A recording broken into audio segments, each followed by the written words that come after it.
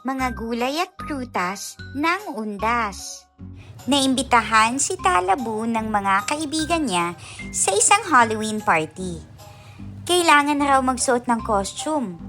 Naisip ni Talabu para maiba naman ay magbihis siya bilang isang prutas o gulay.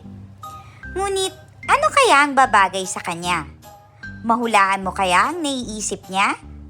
Sige nga at subukan natin. Malutong, matamis, mapula. Ano kaya ito? Mansanas. Masarap at masustansya ang mansanas, ha? Ito kaya ang mapili ni Talabu? Ano pa kaya? Matigas ang balat. Kulay kahel. Malinamnam. Ano kaya ito? Kalabasa. Pampalakas ng katawan at pampalinaw ng mata ang kalabasa. At paborito siyang kainin ni Talabu.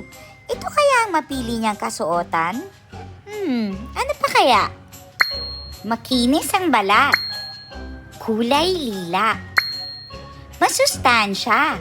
Ano ito? Talong! Alam mo bang nakakatulong sa katalinuhan ng pagkain ng talong? Pwede rin ito kay Talabu, ano? Teka, meron pang naisip na kasuotan si Talabu. Maasim kapag hilaw, matamis kapag hinog. Luntian kapag hilaw, kapag hinog naman ay dilaw. Ito ay mangga! Napakasarap ng mangga. Matamis man o maasim, maraming bitamina ito na pampalakas ng ating katawan. Ano na kaya ang pipiliin ni Talabu? Mansanas? Kalabasa? Mangga? O talong? Alin kaya dito ang napili niya? Aha!